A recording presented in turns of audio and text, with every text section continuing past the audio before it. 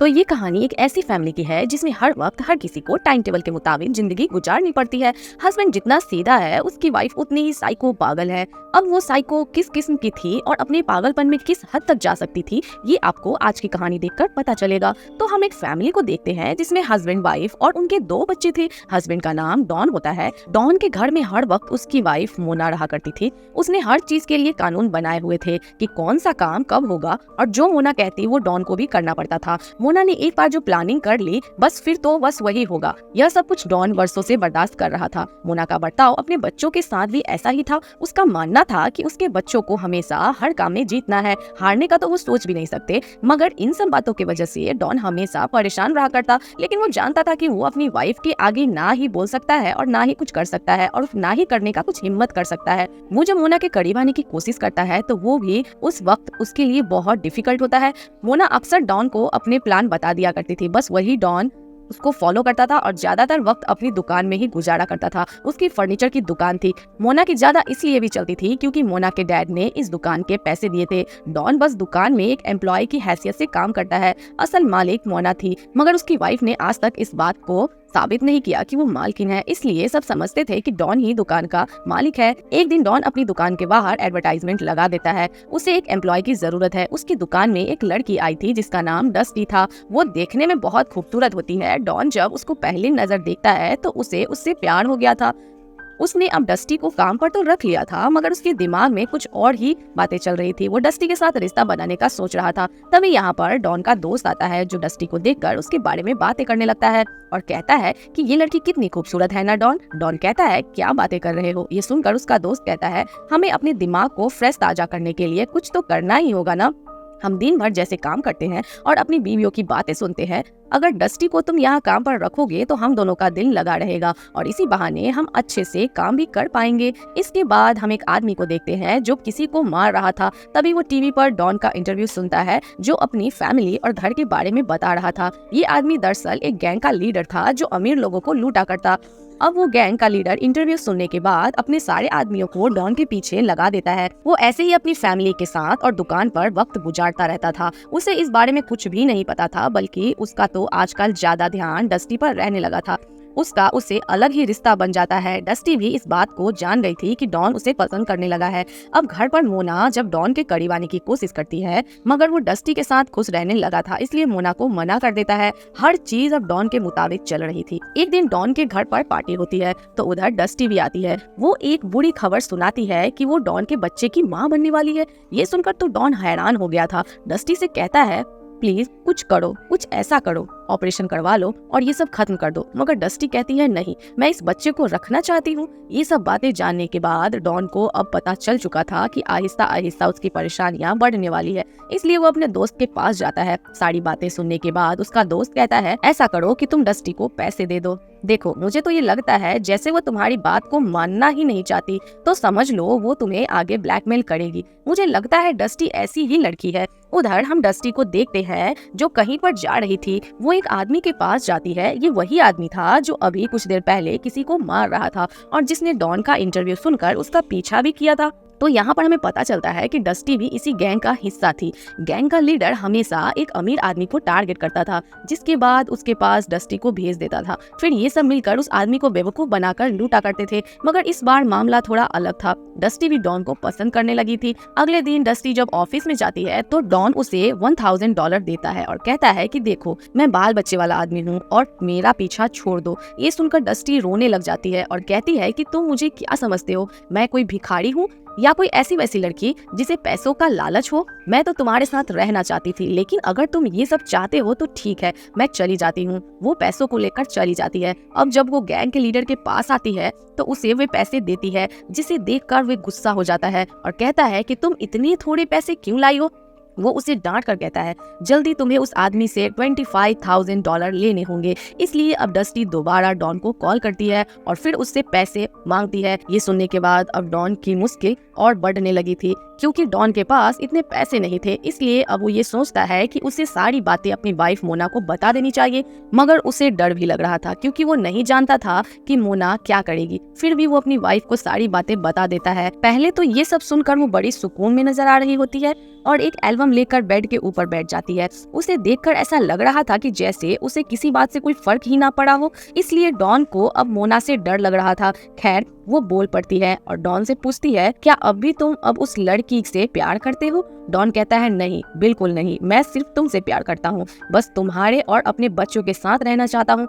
मोना अपना असली रूप दिखाती है। वो डॉन को बहुत बातें सुनाती है। उसे कहती है, यह बात कभी मत भूलना, आज तुम जो कुछ भी हो वो बस मेरी वजह से हो, वरना उसके पास ना ही आलीशान घर होता और ना पैसे। मोना कहती है कि ठीक है, मेरे पास एक आइडिया है, तुम उस लड़की को कॉल करो और पूछो उसे क्या चाहिए। अब जब डॉन उसे कॉल करता है तो डस्टी से पूछता है कि तुम्हें अब और क्या चाहिए। वो कहती है, मुझे और $200 चाहिए। ये सुनकर डॉन ने कॉल को बंद कर दिया। मोना ये सुनकर डॉन से कहती है, देखो ये लड़की तुम्हारा पीछा कभी नहीं छोड़ेगी, इसलिए तुम्हारे पास दो रास्ता है, या तो इसे मार दो, अगर ऐसा कुछ नहीं कर सकते तो मुझे डिवोर्स दे दो, जिसके बाद तुम्हारे पास कुछ भी नहीं रहेगा, ना ही सानो शौकत और ना कभी बच्चों से मिल पाओगे। यह बातें सुनकर डॉन सोच में पड़ जाता है क्योंकि वो किसी को भी नहीं मारना चाहता। मोना उसे इस तरह अब परेशान करती रहती है कि वो क्या करेगा। एक दिन वो उसके ऑफिस जाकर उसे एक दवा देती है। कहती है, ये लो डस्टी को पिला देना, क्योंकि वो जानती थी कि आज रात वो डॉन से पैसे लेने आने वाली है।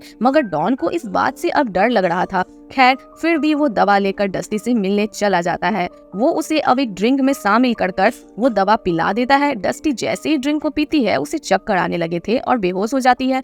तभी उधर मोना भी आ जाती है।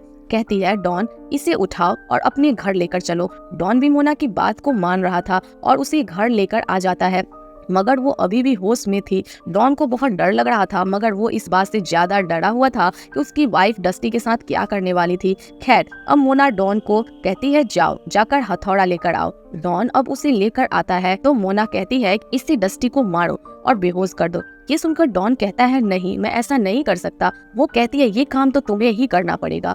और मोना कहती है कि ये तो तुम्हारे ही चक्कर में हुआ था ना, इसके साथ अब जो होगा वो तुम करोगे। लेकिन डॉन ऐसा नहीं कर पाता। अब मोना डॉन के हाथ से हथौड़ा लेती है और उसे डस्टी के सर में दे मारती है। वे पहले ही वार में मर चुकी थी, मगर अभी भी मोना का दिल भरा नहीं था। वो डस्टी की लाश को उठाकर गैरेज में ले आती है और उसकी लाश के टुकड़े टुकड़े कर देती थी। मोना साइको, उसने उसके जिस्म को हजारों हिस्सों में काट दिया था। यह सब कुछ देखने के बाद डॉन को उल्टी आने लगती है, क्योंकि यह मंजर उसके लिए बहुत ही भयानक था।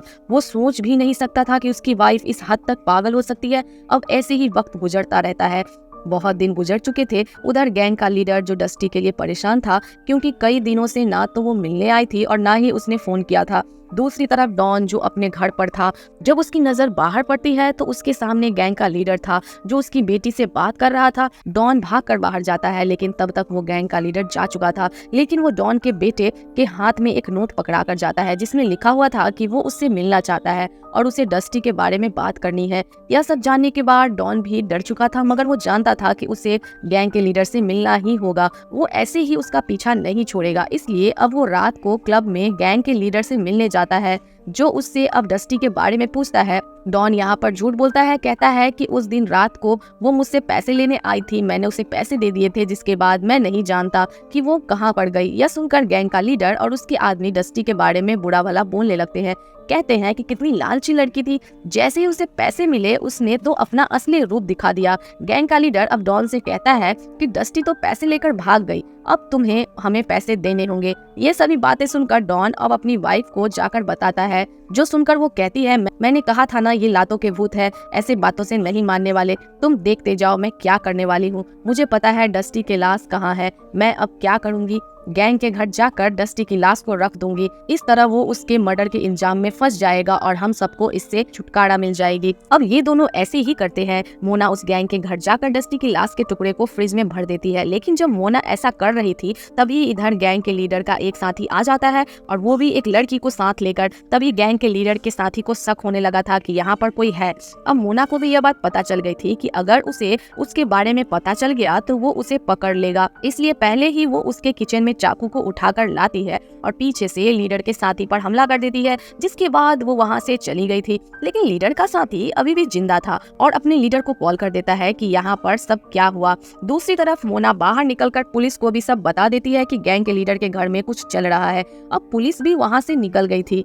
तभी कुछ देर के बाद गैंग का लीडर अपने घर आ जाता है। वहाँ पर उसे अपने साथी की लाश मिलती है, जिसको मोना मार कर चली गई थी, इसलिए वो बहुत ज्यादा परेशान हो गया था। अब जैसे ही वो पानी पीने फ्रिज को खोलता है तो उसमें से उसे डस्टी की भी लाश मिलती है, जो काट काट कर टुकड़ों में रखी गई थी। गैंग के लीडर को समझ नहीं आता कि वो क्या करे। तभी उसके घर के बाहर पुलिस भी आ जाती है, जो उन्हें बाहर आने को कह रही थी। गैंग के लीडर का एक और साथी बाहर नहीं जाना चाहता था, क्योंकि वो फायरिंग करने लगता है, क्योंकि वो जानता था कि अगर वो बाहर गया तो पुलिस उसे पकड़ लेगी। तभी पुलिस वाले उसे एक गोली मार देते हैं। अब गैंग का लीडर एक छोटे रास्ते से छुपता छुपता घर के बाहर निकल जाता है। अब हम डॉन को देखते हैं, जो इन सब बातों से परेशान था। एक दिन अपनी वाइफ मोना से पूछता है कि तुमने यह सब आखिर कैसे कर लिया? इतनी आसानी से तुमने डस्टी के टुकड़े कर दिए। ये सब काम करते हुए तुम्हारा दिल नहीं कांपा? ये सब सुनकर मोना अजीब बर्ताव करने लगती है और पागलों की तरह कहती है, मैं ठीक हूँ, आइंदा तुम मुझसे इस तरह का सवाल कभी मत पूछना। और अब अगर तुमने मुझसे ये सवाल पूछा तो मैं तुम्हारी भी यही हालत करूंगी जो मैंने डस्टी की थी। अब डॉन को समझ आ गया था कि वो चाहकर भी मोना को नहीं छोड़ सकता। उसे अपनी सारी जिंदगी अपनी इस साइको बीवी के साथ गुजारनी थी। अगर इसने उसे छोड़ा तो ये भी मारा जाएगा। अगले दिन डॉन के घर में पुलिस आती है, जो बताती है कि हमने डस्टी के मर्डरर को पकड़ लिया है, मगर उनमें से गैंग का लीडर अभी भी गायब है। वो तुम्हारी एम्प्लॉय थी ना, और हमने सुना है कि रात को भी वो तुम्हारे दुकान पर आया करती थी। ये सुनकर डॉन घबरा जाता है। पुलिस ऑफिसर से कहता है कि हाँ, उसके साथ मेरा अफेयर चल रहा था, प्लीज इस बारे में मेरी वाइफ को कुछ मत बताइएगा। तभी वहाँ पर मोना आ जाती है, जो पड़ोसियों के डॉग को पकड़कर लाई थी, क्योंकि वो उसके घर के अंदर चला गया था। मोना उस डॉग को उसके मालिक को वापस करते हुए कहती है कि आइंदा अगर यह हमारे घर पर आया तो मैं उसके टुकड़े टुकड़े कर दूंगी। ये सुनकर सभी हंसने लगे थे। एक दिन डॉन के बेटे की पार्टी थी। जब अंदर जाकर डॉन फ्रिज को देखता है तो उसे पता चलता है कि उसके अंदर तो उसकी पड़ोसी के डॉग की लाश पड़ी है, जिसको मोना ने मार दिया। उसने सच में डॉग के टुकड़े टुकड़े कर दिए थे। ये देखकर डॉन बहुत परेशान हो जाता है और बाहर पार्टी में एक गेम चल रही थी, मगर मोना का बेटा बार बार हार रहा होता है। अब जिस बच्चे से वे हार रहा था, मोना उसके मॉम डैड की बहुत बेइज्जती करती है। यह सब खड़ा डॉन भी देख रहा था। अब उसकी बेटी अपने भाई से गेम की स्टिक लेती है और वो कहती है, जैसा मोना चाहती थी, यानी कि उसकी मॉम। ये देखकर डॉन सोचता है, मोना तो ऐसे उसकी बेटी को भी अपने जैसा बना देगी और कहीं उसके मासूम बेटी को भी पागल ना कर दे। डॉन अब प्लान बनाता है। उसे अब मोना के साथ नहीं रहना था। वो घर के अंदर जाकर बिजली की सारी तारें निकाल देता है, ताकि जैसे ही लाइट चला जाए एक शॉर्ट सर्किट हो, और फिर गैस के सिलेंडर को भी खोल देता है ताकि लाइट जलाकर आग लगे और गैस फैलने की वजह से बड़ा सा धमाका हो। अब वो बाहर आ जाता है और मोना को बुलाकर कहता है कि डियर, क्या तुम मेरे खाने के लिए फ्रिज से कुछ ला सकती हो? इसलिए मोना जब अंदर जाती है तो डॉन बाहर आ जाता है, क्योंकि वो जानता था कि अब ब्लास्ट होने वाला है। अंदर मोना जैसे ही लाइट के बटन को दबाती है, एक बहुत बड़ा ब्लास्ट होता है, जिसमें मोना की मौत हो गई थी, बिल्कुल वैसे जैसे डॉन ने सोची थी। इसी तरह वक्त गुजर जाता है। हम डॉन को देखते हैं, जो अपने दोनों बच्चों के साथ एक आलीशान महल में हंसी खुशी जिंदगी गुजार रहा था। अब वो पहले से ज्यादा अमीर हो चुका था और उसे अपनी वाइफ के मरने के बाद इंश्योरेंस के पैसे भी मिले थे। तभी बहुत खुश था वो, क्योंकि इन्हें अब किसी टाइम टेबल के मुताबिक नहीं चलना पड़ रहा था। डॉन ने अपने साथ साथ बच्चों की भी जिंदगी को भी आजाद कर दिया था। अब जब ये अपने बच्चों को लेकर गाड़ी से जा रहा था, तभी हम यहाँ पर गैंग के लीडर को देखते हैं, जो उसका पीछा करता है। वो अपनी बाइक पर था। वो सब जान चुका था कि डस्टी को डॉन ने और उसकी वाइफ ने मिलकर मारा था, इसलिए वे डॉन की गाड़ी के पीछे 2 गोलियां चलाता है। आवाज सुनकर ऐसा लग रहा था कि शायद उसने डॉन को भी खत्म कर दिया। ये चीज हमें कहानी में कभी नहीं दिखाई जाती। कहानी एक साइको वाइफ की थी, जो हद से ज्यादा पागल थी, मगर कहीं ना कहीं वो डॉन से प्यार भी करती थी। इसलिए वो उसे धमकी दिया करती थी कि अगर वो उसे छोड़कर जाएगा तो वो उसे मार देगी। मगर मोना कहीं तो गलत थी। अगर सोचा जाए तो ऐसी जिंदगी कोई आदमी नहीं गुजार सकता जैसी मोना ने डॉन को दी। मगर डॉन ने भी मोना के साथ गलत किया, उसे मार दिया और आखिर में अपनी जान से भी गया। इसलिए कहा जाता है ना कि जैसा करोगे वैसा बढ़ोगे। तो इसी के साथ हमारी इस फिल्म की कहानी यहीं पर खत्म हो जाती है। मूवी की एक्सप्लेनेशन कैसी लगी हमें कमेंट सेक्शन में जरूर बताएं।